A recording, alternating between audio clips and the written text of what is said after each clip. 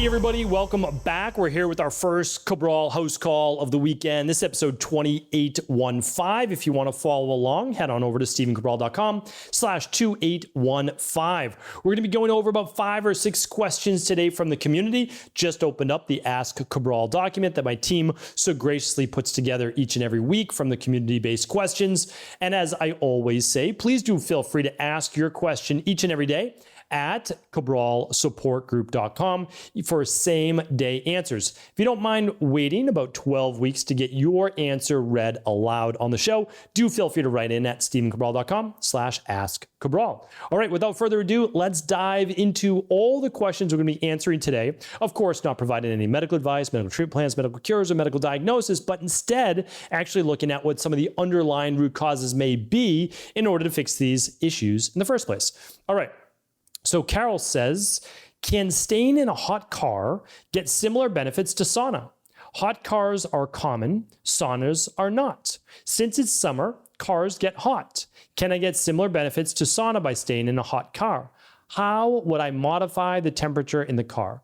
Great question. Okay, I've never gotten this question. Never even had it posed to me before. So thank you, Carol. So you can get the benefits of a sauna in any area that is hot and that you are sedentary, because it's different than exercising. Because when you're exercising, you might be in what's called the fight or flight or sympathetic nervous system. We want you to be relaxed. So there can be some benefits with like jogging and things like that. But really what you want to be in is in a confined area, we'll say, like a sauna, that where the ambient temperature, so the room around you, is being heated. Right? And a typical sauna is anywhere between 140 and 180 degrees. Some can be cooler and some can be hotter, but that's typically it. And it's in the 160s that seems to be the sweet spot, high 160s for most people, and that's at head height. So I set my barrel sauna at 195, 200 degrees, as high as it can go.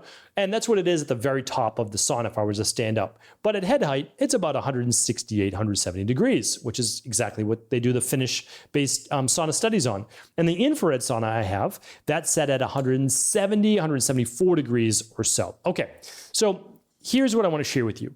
You can get benefits in any container that gets hot, right? The problem with a car is that there's a lot of toxic elements in a car. You hope that your sauna is made from a hypoallergenic wood, that it's not made with glues or adhesives, things that give a lot of toxic off-gassing. In your car, there's formaldehyde typically applied, or I should say flame retardants applied to your seats and dashboards. There's plastics that can get heated up. So especially in a new car, I would say no. But can you get the benefits, toxicity aside? The answer is yes. Your car in the summer in warm places can definitely get up to like 120 degrees. So it's not that you can, you definitely can. And so that's that. I would not use it ideally, but I see what you're saying. I have some inexpensive sauna recommendations, and I have some expensive sauna recommendations as well at stephencabral.com/resources. So check that out.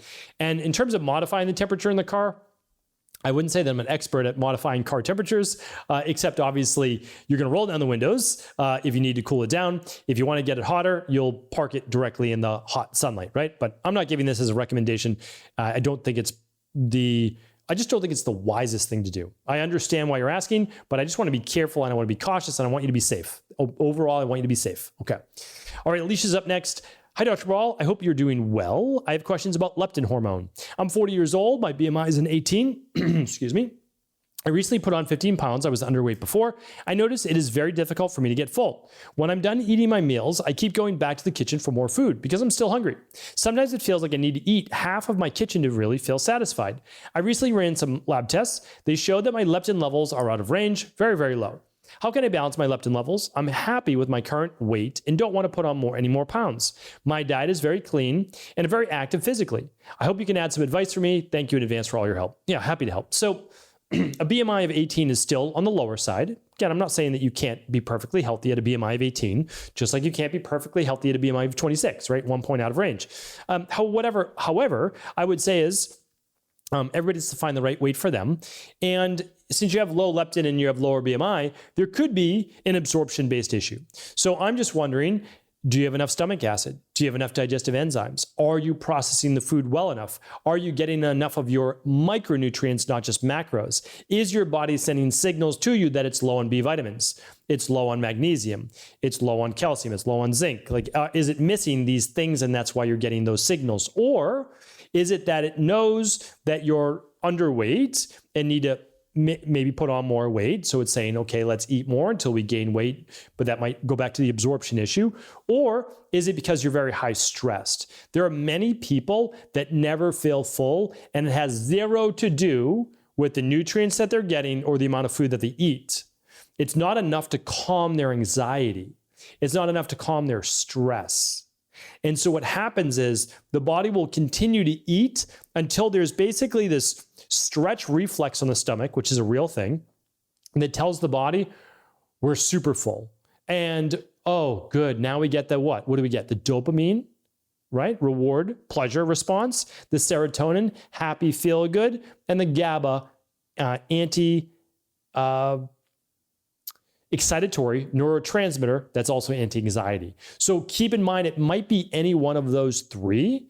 And what I would do then is I would just make sure you're doing something like the daily foundational protocol with all the micronutrients you need, that you're eating a good 3 times per day, that you get enough protein and fiber at each meal. Remember, I did a podcast that basically said if you're hungry, within an hour and a half of eating a meal, you may not have got enough protein, you may not have gotten enough fiber. So look for that as well. And then look at stress, look at anxiety.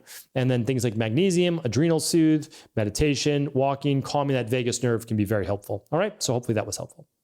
Jennifer's up next. I searched your podcast for hyperparathyroidism. I didn't find any. For 12 to 13 years now, my parathyroid has been 225 to 370.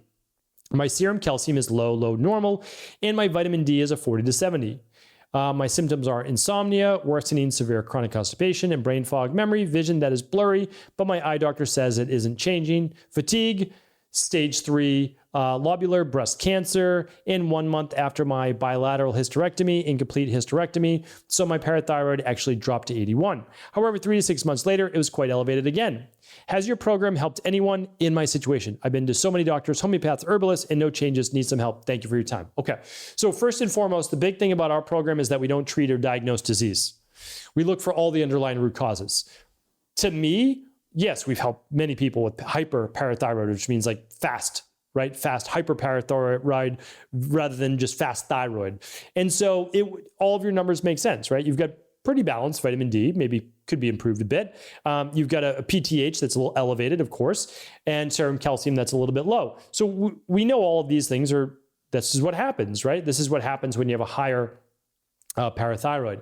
But the higher parathyroid has an underlying root cause. So unless there's a tumor, right, on it, or something pressing on it, or something pressing on one of the modulators of the hyperparathyroid as well, which in this case, we can look at we can look at 2. We can look at the hippocampus, and we can also look at the hypothalamus. So one's controlling more of the autonomic nervous system and the limbic system, and one's looking at more of the master gland for different organs and glands within the body. So we want to make sure that it's all good there. You can do an MRI, a non-contrast, which is like a non-toxic MRI if you wanted to, of your parathyroid area, or you could do an ultrasound. That would be okay too, and that would be less expensive and easy to do.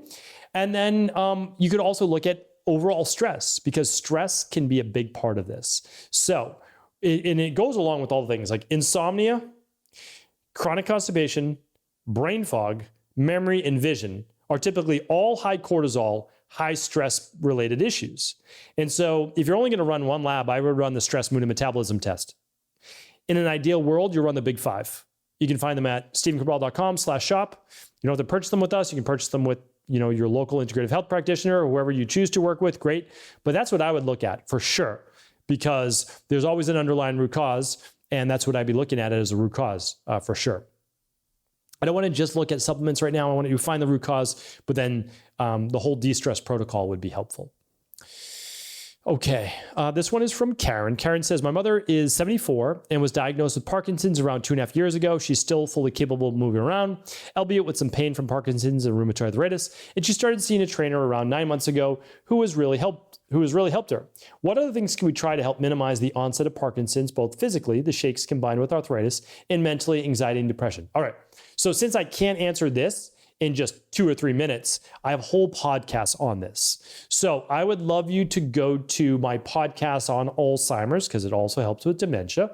There's a 3-part series. You can go to stephencabral.com/podcasts, just type in Alzheimer's, and you'll be able to find a 3-part series on that, which all of those things help with Parkinson's as well. And then what I would do is, if possible, I would also look at the underlying root causes by running a big 5.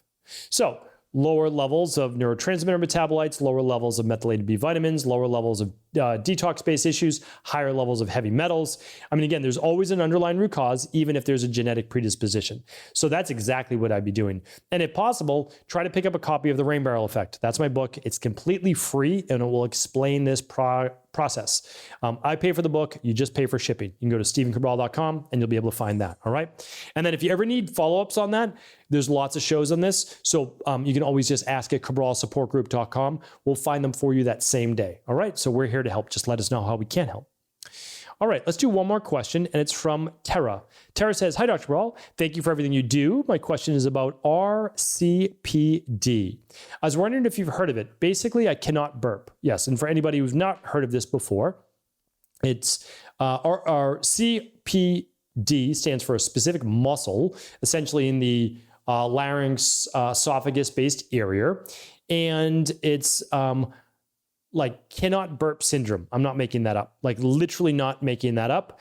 And that's the term that they give it. So it's legitimate though. Like some people cannot burp or belch or relieve the pressure that may be built up in their chest and stomach. It almost feels like it's stuck there. And sometimes it feels like people have difficulty, like they can't swallow the food or swallow the phlegm. And let's see what Tara says. The only way to relieve the pressure is to stick my hand on my throat and press on my sphincter. It causes tremendous discomfort and I think contributes to issues digesting and absorbing nutrients. I brought this up with a health coach and they seem to dismiss it, but after filtering through all my issues, this seems to be the root cause. As of now, the only treatment I know of for this is to inject Botox to paralyze the sphincter so you can retrain the muscle. So my question is, what do you think is the best way to go about this? Is there an alternative solution or is Botox the safest and best way? Thanks.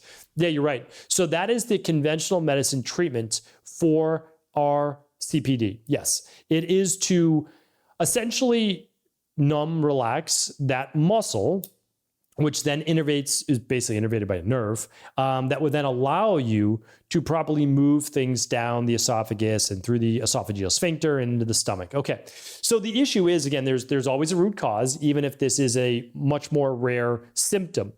And anybody I've worked with achalasia, or this particular issue, or choking on their food, or any of these things, it's almost always related to deeper chronic stress, or trauma, or a lot of worry, overwhelm. And that's always what I see it. And what happens is that the muscles of digestion get really tense. They're still in fight or flight. And in order to be able to digest, you need to get into the parasympathetic nervous system, which is the other half of the autonomic nervous system. So one half of the ANS is the sympathetic nervous system, or fight or flight. The other half is the parasympathetic nervous system, the PNS, okay? That's rest and relax. Digestion only really happens in rest and relax. So what we do, let's say someone even does the Botox, no problem, okay? That's what they decide to do. It's not the worst thing, right? It's not the worst thing. But what I'm saying is there are natural ways, and no matter what, you can do in the natural ways. So there is meditation, there's going for a walk before you eat, there's massaging the chest and throat-based area. There's doing what's called a heart lock and a heart math, putting the hand over the heart and one on your stomach and just breathing and relaxing your central nervous system. There's using HRV modulators on the tragus of the air, as well as one that goes over the solar plexus that I'm going to be reviewing that product in just a couple weeks, and that might be a really nice one for you, Tara, as well. I think it would be a great one for you. So those will be coming on a Friday review. few. But, and then there's also obviously magnesium, there's adrenal soothe, there's making sure you get enough sleep, there's breath work based exercises. All of these things are very helpful, and I do recommend all of them. So those are the ways that I would get started. Of course, this is not medical advice, but I'd like to be able to provide people at least with a way to get started and a place to look. So hopefully today's show was helpful. I'll be back tomorrow answering more of our community's questions. Stay tuned. Take care. Have an amazing rest of the day. Thanks so much for tuning into today's show. Before you go, don't forget to hit that subscribe button. I want to make sure that you're getting our daily content, not missing out on anything functional medicine, wellness, weight gain, weight loss, anti-aging, living longer, stronger, and all of the most cutting-edge research. And if there's any topics you want to hear, feel free to leave them in the comments below. Take care.